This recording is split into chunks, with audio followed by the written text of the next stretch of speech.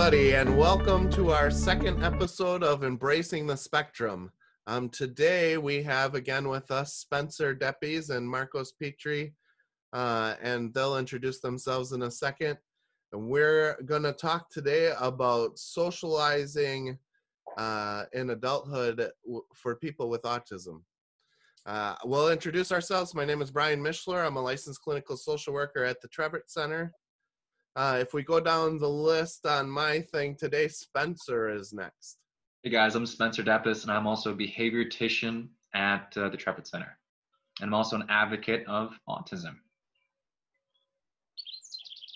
And then Marcos, you're next. Hi, hello everyone. My name is Marcos Petrie. I'm an advocate for autism and a writer, and as well a counselor for parenting. And I'm doing my work here on YouTube. I'm very glad to once again learn from you and build a strategy into socialization. Hi everyone, I'm Tara Geyer, a board certified behavior analyst at the Trevett Center and Beyond Boundaries of Autism. And I'm so excited you guys are joining us again today. And I hope you enjoy it.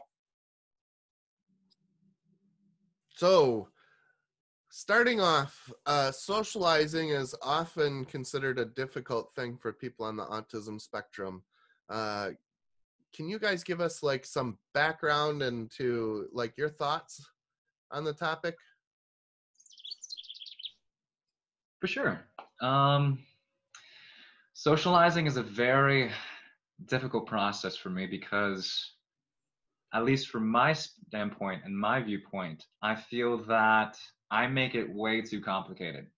Because when I picture seeing somebody, I have all these like 50 emotions running in my head, like, oh, they're gonna reject me here. They might not reject me here. So I just could be like, no, what, Spence, this is definitely just a learning experience. If I can change that negative experience into a positive experience by not suppressing it, but saying, you know what, brain, this is okay. We're to learn from every opportunity that I can take. And then it is much easier for me to put myself out there. Because I love to learn and I love to improve myself.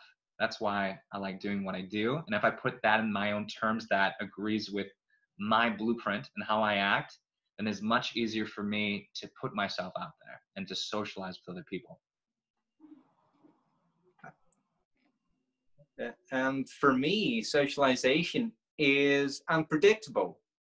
That's why my brain gets so stressed whenever I get to socialize, whenever I get to expose ideas and adapt to different groups, because I see society is made of different groups. And once I step into a different group, my brain gets so stressed, I can get peace. So this is the battle inside every day.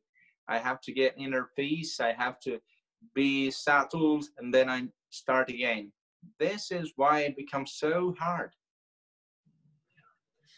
Do you feel like that puts, kind of makes you stay at home more often? Or for myself, I like being at home. I'm quite a homebody. Parties, I'm like, no thanks.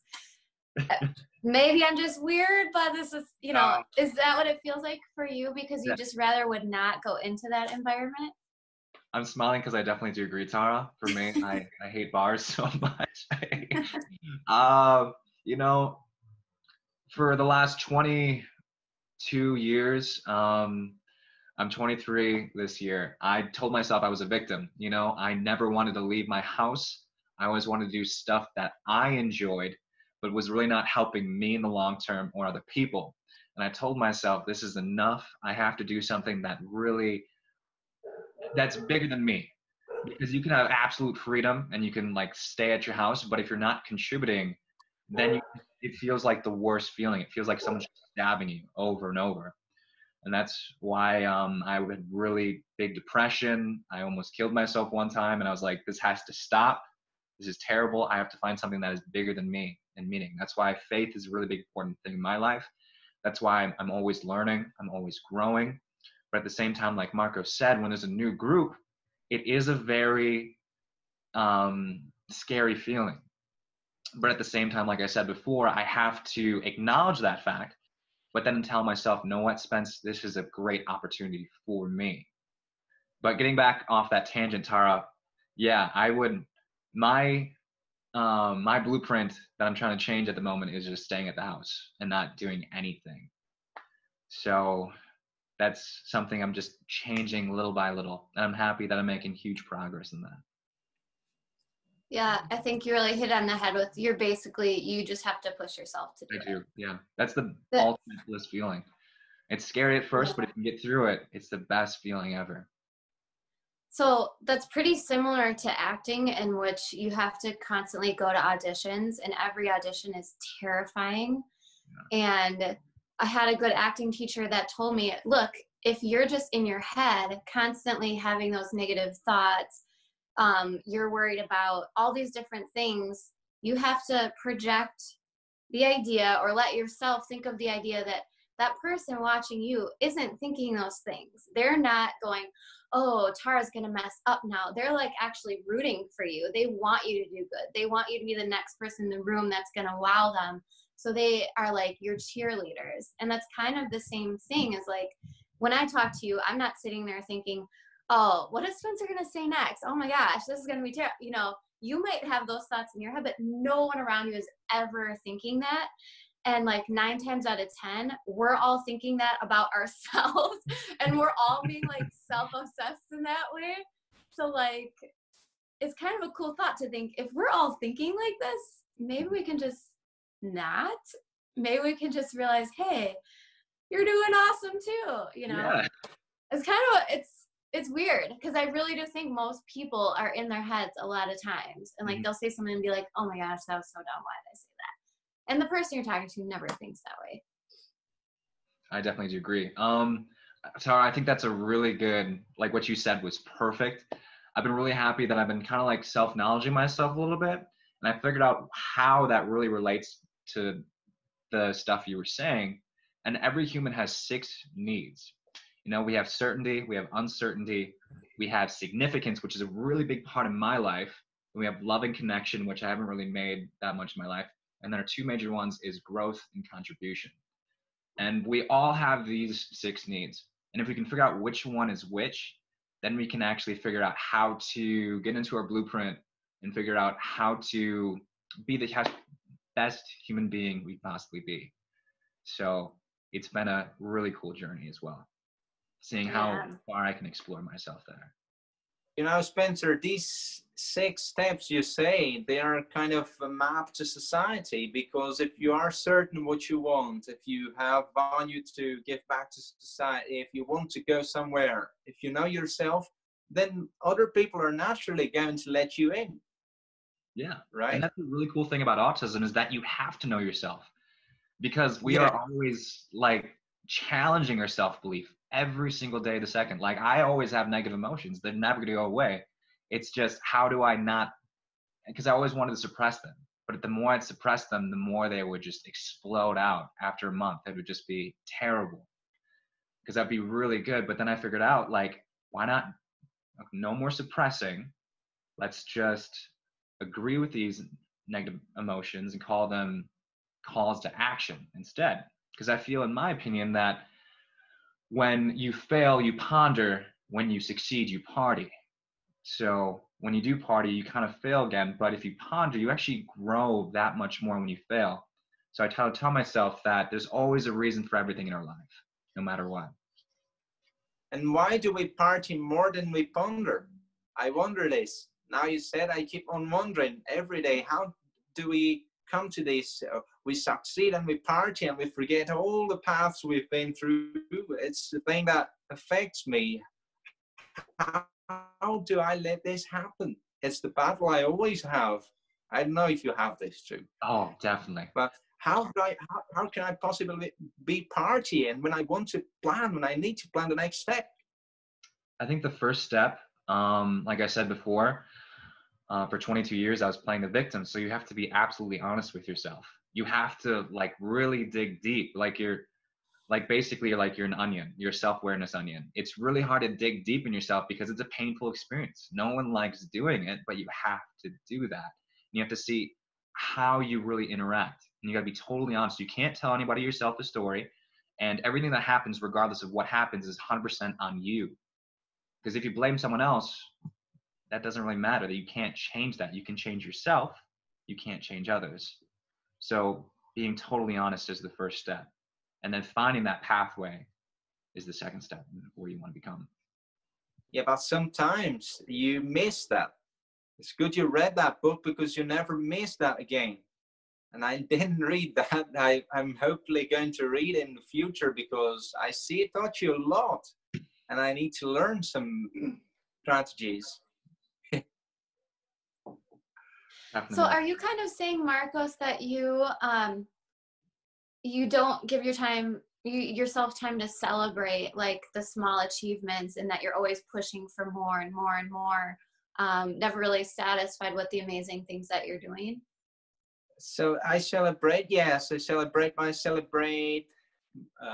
less often than I should. I celebrate, but I should extend them, you know, Tara. I should extend it. And I should allow myself to receive compliments, because sometimes you get so hard on yourself, you can't have any compliments, because if not, you're going to fall out of track, you know. And this is not true. I like what you said about the minds, you know. You are on your mind, I'm on my mind, and there are issues of particularity that nobody is able to see, is able to fully see. I love that, because it rings to me. This is what I need to do now. I definitely agree with that as well, Marcos. I think for me, if I can put this in perception for people, I feel like life is a target. Once I hit something, then I have to do something next, like right away. And when I don't do something, I really do get down on myself. And I have to like be grateful for where I am, because if I looked at myself, because I like to write in my planner everything that I do, and if I look back at my planner like 2 months ago, I've grown like 50%. So I have to like take at least like a couple minutes out of my time and be like, Spence, you're doing amazing. You have to be grateful. I think being grateful is really hard in today's society, just with everything that goes on, since it's always about more and more and more this, more that. And it's really easy to be entitled and feel like you have privilege for stuff. But at the same time, being happy for what you have right now has been a really good skill set for me that I've been still trying to work on. It's definitely not perfect, but it's definitely coming into play. Otherwise, I would feel that it doesn't matter how much money or publicity I'd have. I think just being acknowledged that everything I have right now is perfect and I don't want to change anything. I did it by myself, you know. It's a thing of I'm celebrating because I did it by myself. I think what both of you brought to light, you know.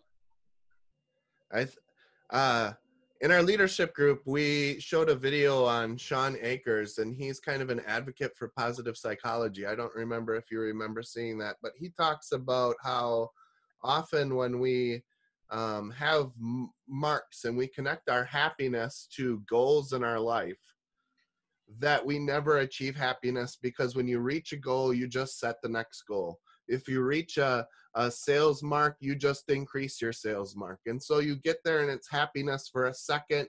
And then the next day it's like, what's going to happen next? And he really talks a lot about what both of you are kind of saying, is kind of changing that perspective of, I just need to be happy. It doesn't need to be connected to success. It just needs to be a continuation of the path or the journey that we're on. And that's what we find, that the people who are the most happy and the most successful, and they call it the happiness factor. What I think you'll have to kind of look it up, but there's all these positive things that happen where, like, I think they said doctors are 30% more accurate with their diagnosis when they meet this happiness factor. People at work are 20% more creative and engaged with their coworkers. But if we're always kind of pushing happiness over the horizon, you never get there. I have a question for both of you, because we talked a little bit about the struggles, but often the stereotype with autism is that people on the autism spectrum don't want to socialize, or they don't want to have, you know, friends or engage. Can you guys kind of speak to that stereotype? Yeah, I'll let Marcos go first on this one. I think the stereotype came because nobody ever tended to go inside our minds and see that we don't. It's not that we don't want to socialize. It's that socializing, like I said at the beginning, is difficult. That our brain down. And prior to meltdown, we diminish the groups we're in. For example, to me, I rarely leave the house. I'm here with my instruments and I invite a person at a time so my brain can process that person. And even with the schoolmates, it's like this. Because the schoolmates, they make a group and I have to tell them, please, let there be less people involved. And if I don't do that, my brain is going to melt down. So it's not I don't want, it's I'm not prepared. This needs to be stressed. That's a really good point. So can you speak a little bit more about the group, of a larger group, and what is it about it? Is it the noise? What is it about the larger group that makes it more stressful and makes you want to go, okay, just one person at a time? It's the conjunction of things, the sound, the images, the color, the clothes that people use. Sometimes they sparkle a reaction in my brain that lets it in meltdown, kind of practically a meltdown. So I go to the bathroom, I go like stimming a bit, self-stimulation, then I go back to the living, they can tolerate a bit, I go back to the bathroom. And it happened in my adolescence. I went like 6 times in the bathroom when I was invited to a party. My friends looked at each other and said, hey, where's Marcos? And I went to the bathroom just because I silent still and looking at the thing at the time. Because if the images, they unfold all together in front of you, your brain, being autistic, is going to start melting down. And this meltdown to me is the will to shout, But I don't do it in public, obviously. I learned how to concentrate music on that.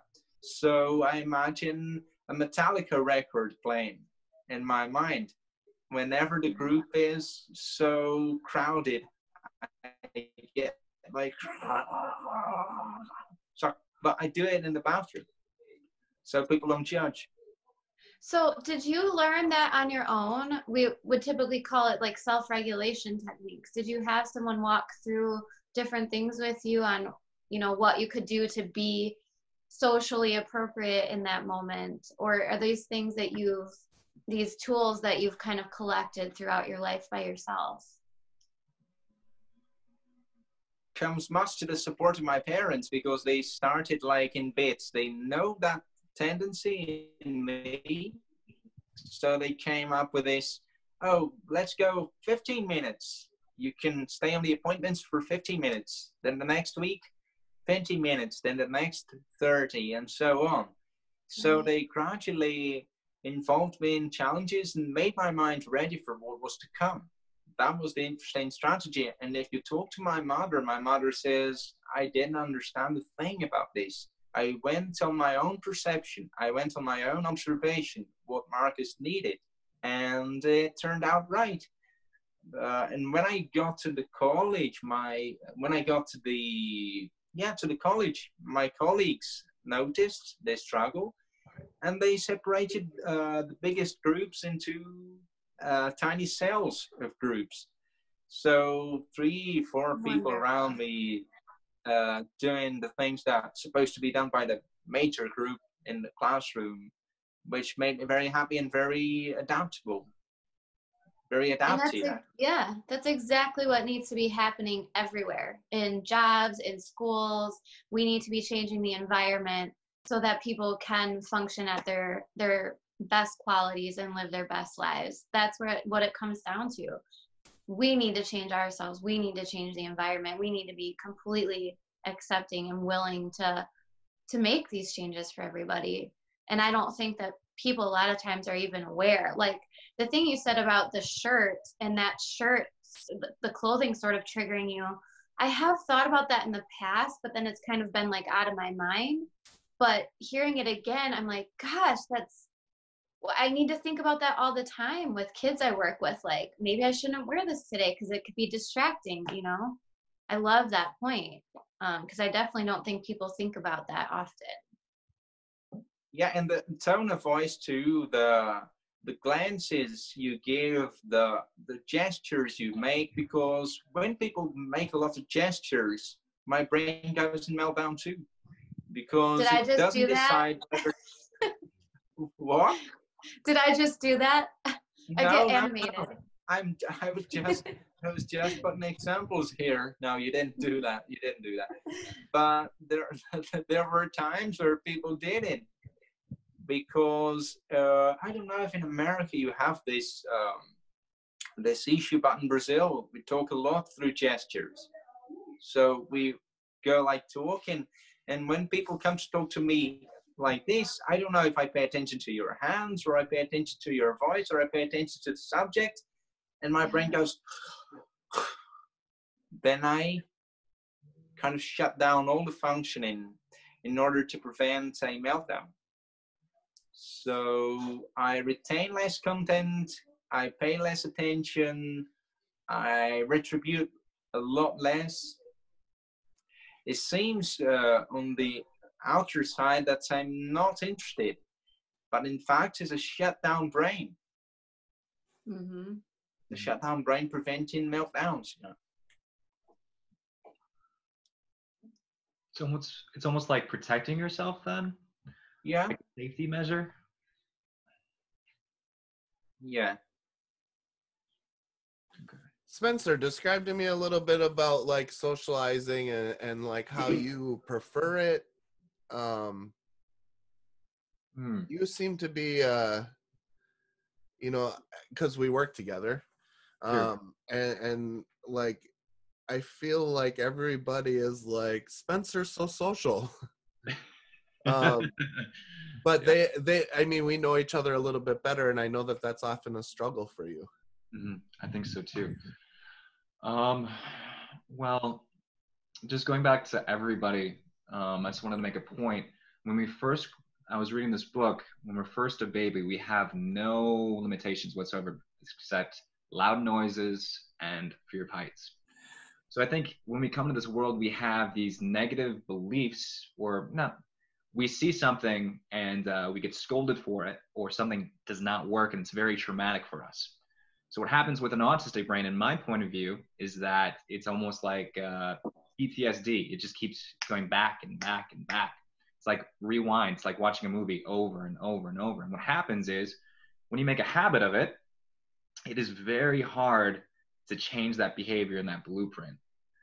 So for me as well, for the longest time, looking at people's eyes was a really difficult thing. Even like I just looked at their feet just for like the first 15 years. I didn't even know how to smile in high school. Like that's how bad it was, because I didn't want to deal with any socialization. So for me, I had to really dig deep and figure out how I was making this behavior change. But getting off this tangent, you know, socializing wasn't easy. People didn't see all the failures I went through, how much thousands of hours of experience that I had to get to where I was. But at the same time, I'm happy that it did take that much, just so that I'm no means perfect by any means, but I'm happy that I can relate to both sides of autism and the average person, because we both go through the same thing of socialization. It's just the behaviors that we have, that we've made of self-limiting beliefs. Except that autism, it's almost more of like, I know we were talking about this a little bit before, but for me, it's almost like an addiction. It's really hard. Like the substance of it, like the addiction of the feeling that you're worthless. Like in my opinion, I felt I was worthless for the longest time, and the only addiction that made me feel better was playing video games. But I know this sounds a little weird, But I think that autism is what you, in my opinion, is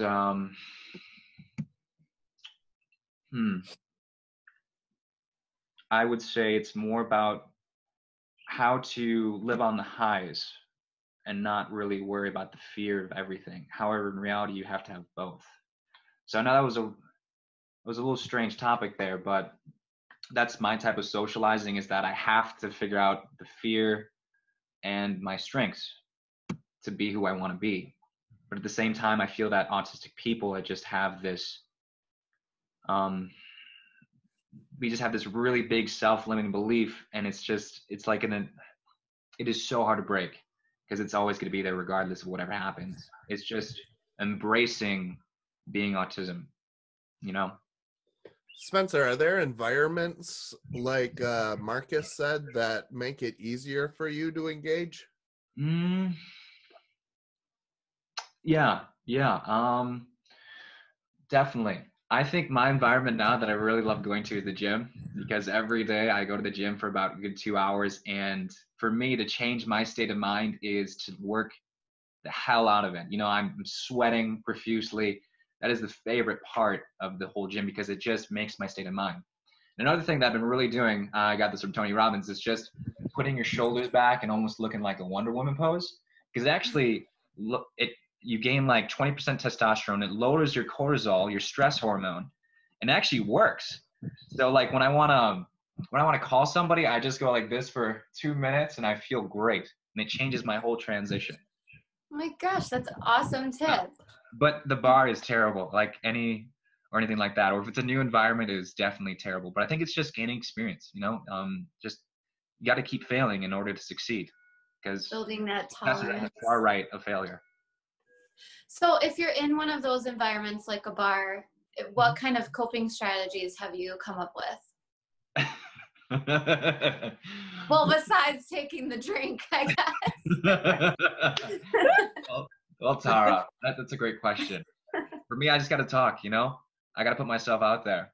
Even if that sounds completely stupid, I gotta build on who I am. But I figured out that 87% of rapport or communication is actually nonverbal. So if I kind of match people's breathing, or if I do something that, we actually kind of connect a lot more than if I just say something. So for me, I've been experimenting on how I can match people's breathing or match their tone, because a lot of people don't notice that. And like, let's say if we went to a bar, I actually tried this out. If I match someone how they're drinking, 5 to 10 minutes, like 5 minutes at most, 5 minutes least, 10 minutes most. If I drinked after 5 minutes and I went to put my glass up to my mouth, they would actually follow, since we kind of mirror image everything. So for me, getting off that tangent, I would say, you know, just put yourself in a positive state of mind. You got to change your state of mind first. Once you do that and you can relate to that blueprint of yours inside yourself, then it's easy to transition. It's just finding who you are on the inside. Very cool. Very cool. How Very about cool. like, I mean, that was a terrible. oh, sorry. What were you saying, Marcos? I was saying his was a very good strategy, but to me it's hard to do what Spencer says, because I don't see any meaning. I just look at people and they're drinking there in the bar and they say, "What? I'm not in the mood to drink. I just came here because of the music," because they used to play live shows on bars here. And I just turn the chair around and go like, "Yeah, I'm listening to the band," because I don't understand the thing what you say. And this is what didn't turn out good to me, because people ended up saying, "He is awkward. He is." So I should follow Spencer's strategy, kind of copying the gests, the posture of people, even though I don't know the meaning of that. So you're kind of imitating then to fit in a little bit, instead of just enjoying the music, which I love. I come from a family of musicians, and we're all about going to a show to go to a show. Like, you will not see us drunk at a show, because then we're not going to remember that awesome music we just saw. And playing on stage, we always loved it when people would actually watch instead of blah, blah, blah, blah, blah in the corner and having drinks, you know? So, you know, as a musician, I think that's great. That's what you got to do. You got to watch the show. But like, if you're in some of those social situations, like say a girl comes up to you, how do you feel about that? Like, you know, because you would come across that in a bar setting probably. How do you navigate those sort of social relationships and social situations? To me, I have to find a meaning. I try to come up with a topic. I look at the girl and see the girl has a t-shirt of mathematics, for example, and I try to, hey, you love mathematics. I hate mathematics. Can you teach me a bit about it? And I know people don't navigate this way. People just go, bah, don't do it.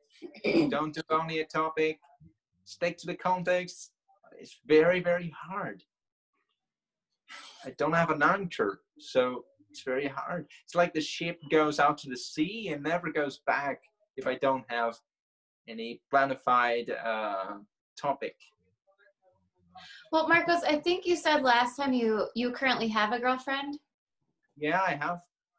So how did that unfold? If it's, you know, sort of a hard thing to navigate, how did you guys connect and how do you relate to each other in a, you know, that's a stupid question, not how do you relate to each other, sorry. Everything to do with what I said, everything to do because she took the torch and she said, okay, you're very hard to navigate and to diffuse topics, so I'm going to be your reference topic. She came with a strategy. So she went on to research about autism.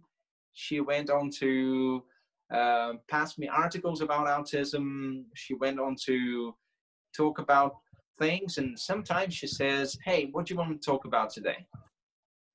Now she is diminishing the behavior because she is teaching me that navigating is natural. It's not about topics. It's not about, hey, I'm going to talk about this. The subject pops in. She is teaching me this, but she kind of took the torch and showed to me every detail of life, I think. And she proposed. She asked me, can you date me? And I said no at first. But then she insisted and said more explainingly, more details about this. I want to date you because of this, and that. You're so important. And I went like, oh, I'm so important indeed. So it turned on this way. It's a bit of awkward to most people because they see context. I think that's beautiful, Marcos. That is an amazing woman that you have right there. Mm-hmm. Yeah, she is. She is indeed. So how did you guys meet? You said she approached you. Did you guys know each other for a while before she approached you? Because we approached through YouTube. Through my channel, she wanted to know a bunch of stuff about autism because she was suddenly researching about it. The idea came out of the blue to her to research about autism, so she found me.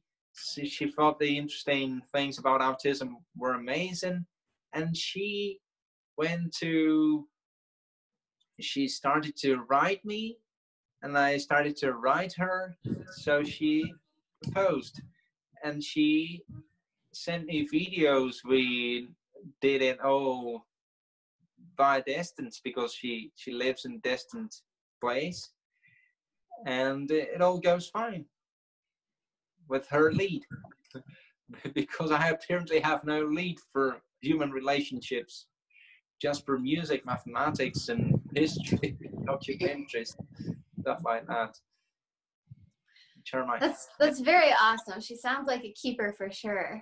Can you think of like one thing that maybe she would have said that you were like, what is she even talking about? Like a way she's had to rephrase things because it's just not clicking? Yeah, lots of things. Like she said, she she is very good at the eyes. Every neurotypical person is good at the eyes, whereas autistic people are not. So she comes up with looking at the situation in the street and saying, going like, I go, what? Haven't you seen that? Haven't you seen what just happened? No, what just happened? That guy, he nearly ran over that one, that other one. That's why I gave you that look. Ah, now that clicked. Yeah, every time she comes up with the eyes first and then with the mouth, and then she explained what the eyes are seeing, what the eyes are passing. It's a very own thing that you want to integrate me into the relationship world, which is very tricky still. I think that's a great example, because I think that, well, I don't think that that just happens with people with autism, but your description of like what the eyes say. And it's like, well, I looked at you and I gave you that look. And then I think that sometimes people probably expect when I gave you that look, now you have the message that I expected you to get. And sometimes, like, I know that I probably struggle with this a little bit too, or like somebody gives me that look and I kind of, you know, nod and look, and then I go on with my things. And then later people have said, well, I gave you the look. And I was like, oh, that's what that meant? I thought you were just, you know, saying this other thing. So I think that that's great and very insightful to your description of, you know, her telling you what she says with her eyes. I think that was going to be very helpful information moving forward. You both have talked a little bit about your interests, and I know that you're both very, how to kind of like, Marcos, you advocate, you do music. We've had discussions, and I didn't know you know, very well, and we just took off with the back and forth discussions, but we often talked about first autism, which is a very big topic for us, and music. And Spencer, me and you talked a lot about well, autism also. I think that, like I said, you really research and are very interested in what's going on in the brains of people with autism, and sports and music. So within those contexts, do you guys feel like you're more drawn to those conversations? Well, Brian, I think that's an interesting question. For me, I think Marcos is fantastic at what he does because he puts all his time and energy into what he knows his craft is, as where I kind of dabble on a lot of stuff.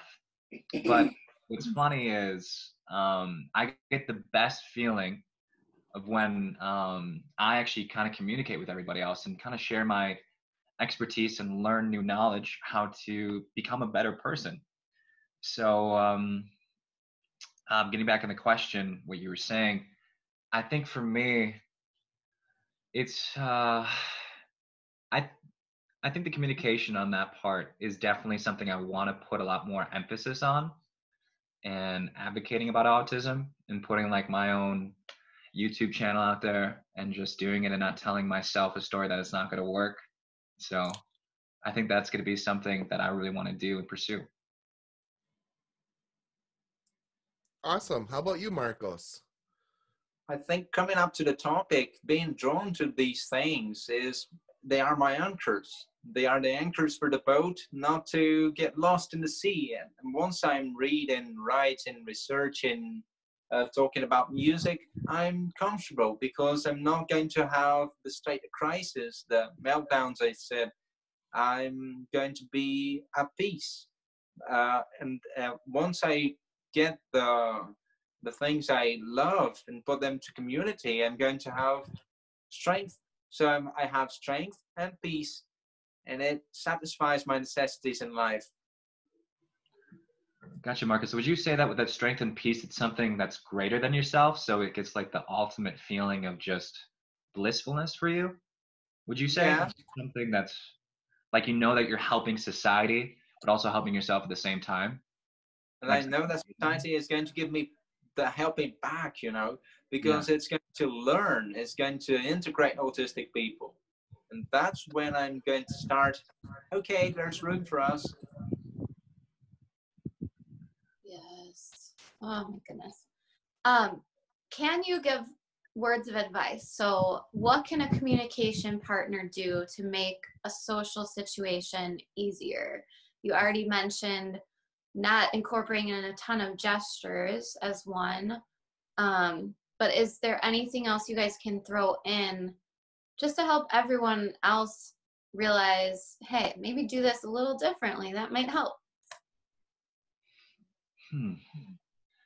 I think my biggest thing that I'd like to give out to the people that are struggling is you got to change your mindset. You know, for the longest time, I was like, I don't want a girlfriend. I don't want any of that stuff. That just sounds like too much of a hassle. But I think just really relating to other people. The more you can empathize and relate to somebody else, the more you can really grow and magnify your pleasure that you experience with your friendships. You know, that's a really big thing. What can other people do, Spencer, that would make it easier for you? You know, like what you just said in the post, seeing like how autistic people have come so far in their craft, because their craft is fantastic. They probably have the best craft than anybody because they're so obsessed with it. So acknowledging how they're doing so well in that, you know, appreciating it. I think that's a big key. Like what we said before is empathy. It's a hard skill to relate to because, you know, well, 9 times out of 10, we just kind of think about ourselves. That's how we always have these negative feelings and stuff, and positive ones. But empathy is a really big thing, I would say. Does that kind of answer the question, Brian? Yeah, absolutely. How about you, Marcus? What can people do to help make those situations more comfortable for you? I think parting from empathy and going to analyzing some traits of our behavior, of day-to-day behavior, that's our shortcuts to most people, but to autistic people, they're just a mess.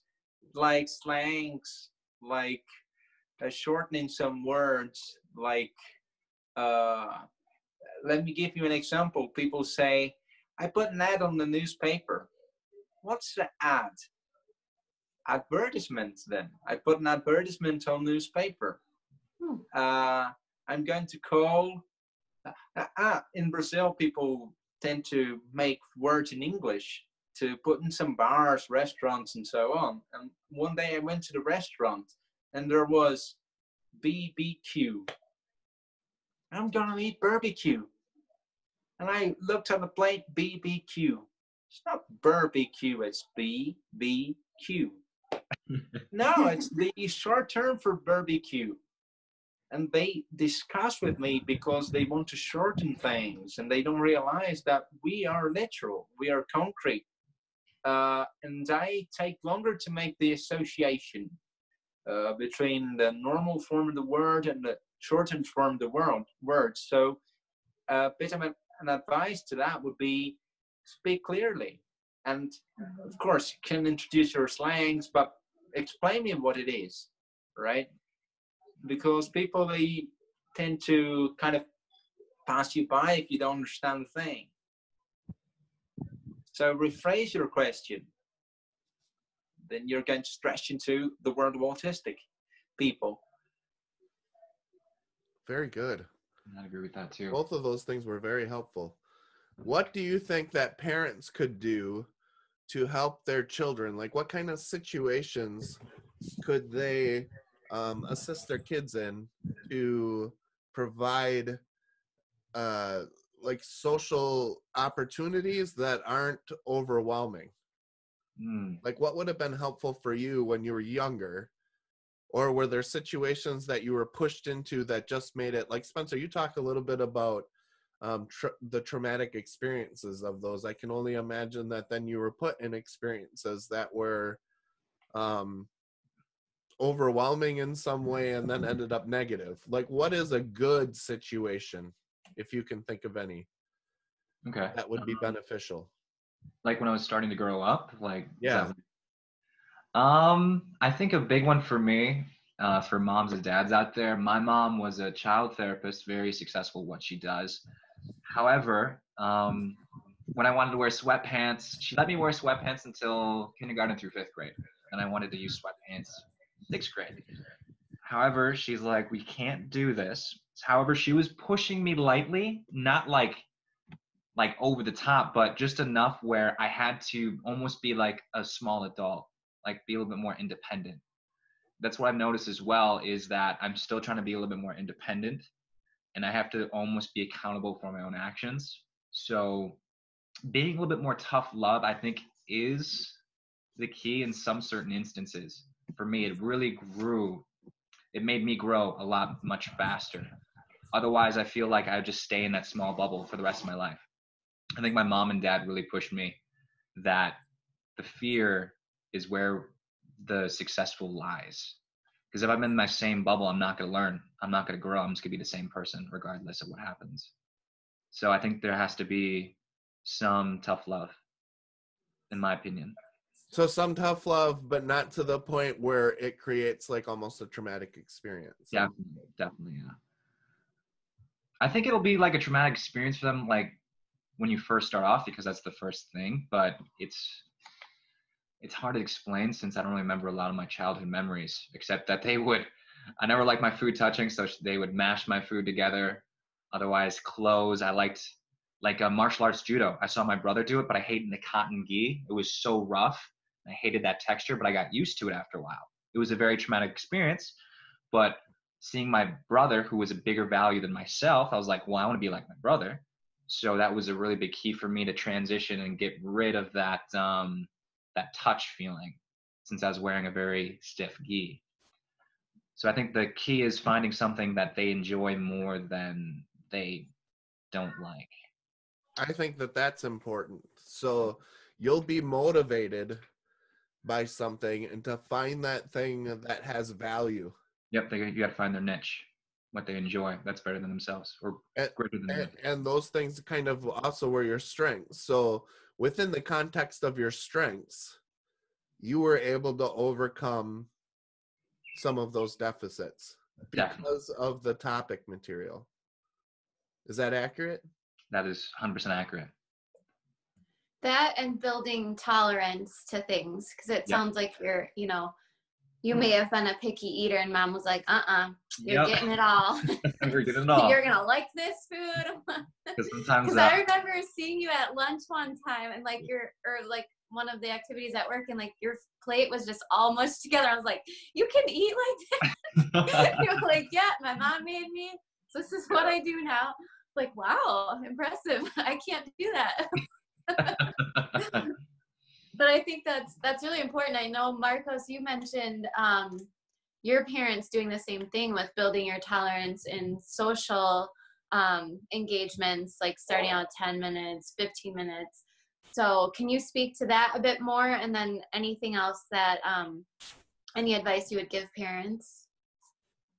I think that's a strategy built on the trust. You can only do that if you trust the potential of your kid.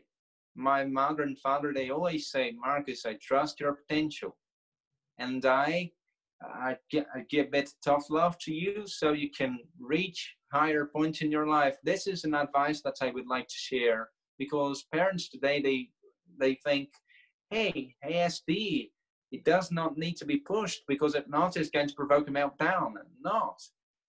As you push kids, you're going to learn that they adapt, they develop, they climb, and they tolerate. This is important to isolate. Right. And I think that keyword there is love still. So like your parents, both of your parents have been very supportive, loving.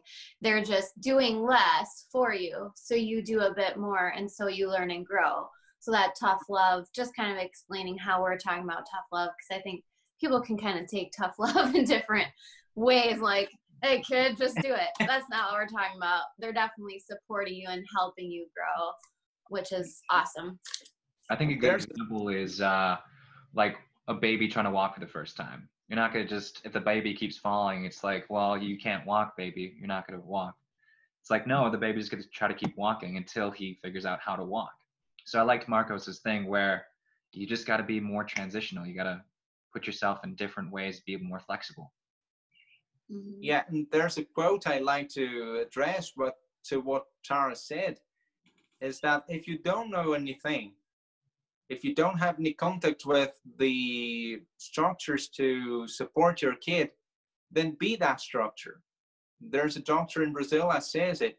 If you don't have access to the structures and the supports for autistic people in particular, you have to be that structure.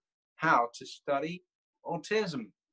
So if you study autism, if you internalize contents within the autistic spectrum, you're going to be ultimately helping the kid to develop. That's an important thing to isolate. Yeah, definitely. I want to add a quick comment to the tough love.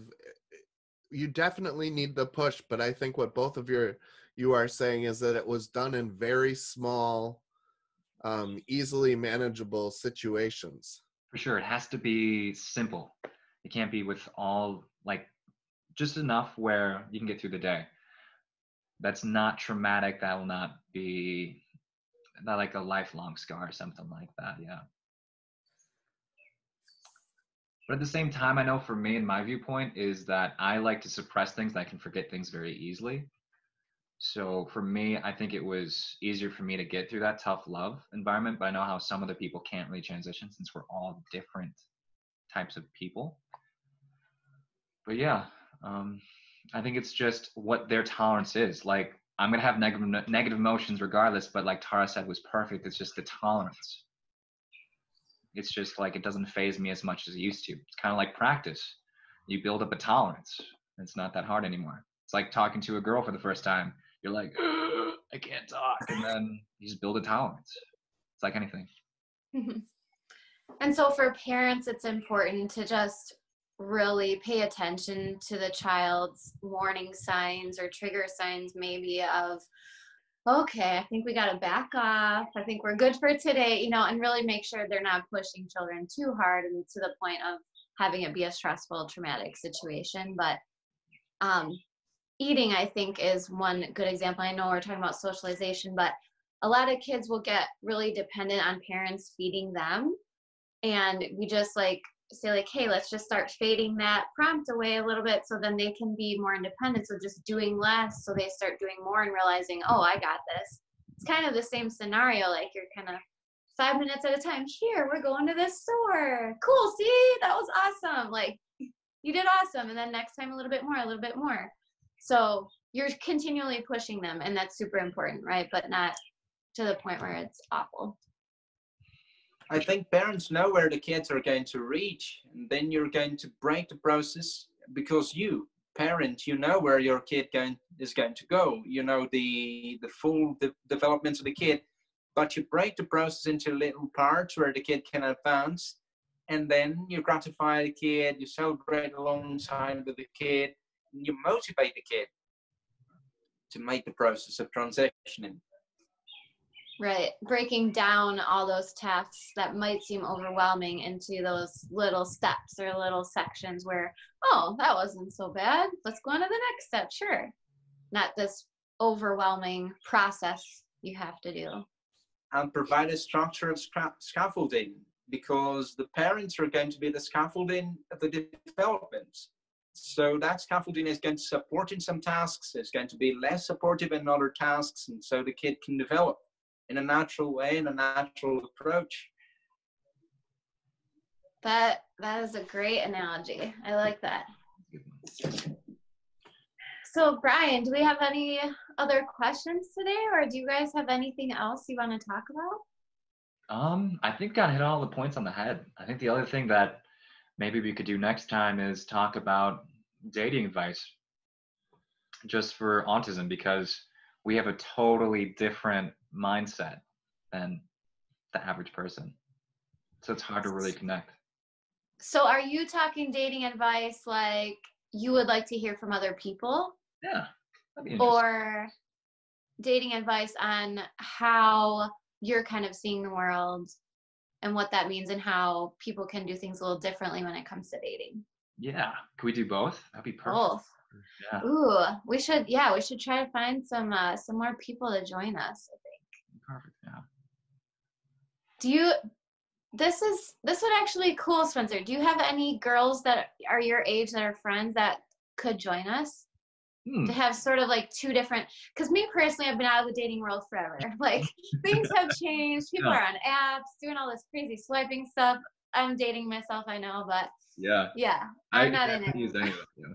I have a few, yeah. Actually, I think I might have 3 or 4, yeah, that might, but I don't think they like to be in front of cameras. So no, maybe just their voices. It'd be kind of cool. Yeah. All right. Okay. Or Marcos, even your girlfriend, that would be cool too, to get her perspective. I'm afraid she has a poor English. If she had a rich English, she would be here kind of giving the points of view, but she has a poor English, very poor English, very starting beginner kind of sets of skills, unfortunately. Okay, no worries. We can try to figure out something. Marcus, would you like to share like your Instagram and YouTube again? Your social media, where people can find you? All right. In Instagram, I'm at bit3m5, my family name, bit3m5. On Facebook, the same thing. I have a page, bit3m5, at bit3m5, where I post most things according to YouTube, which is Diário de Autista. I kind of connect all my platforms into one. So the videos are shown on Facebook and Instagram. And most of my work is done on Diário de Autista, which is the Portuguese for Autism Daily or Autism Diaries, as I like to refer to it. And for us, you can catch us on Facebook at Trevert Center, Leaders in Creative Media. You can find us on Instagram at Trevert Center.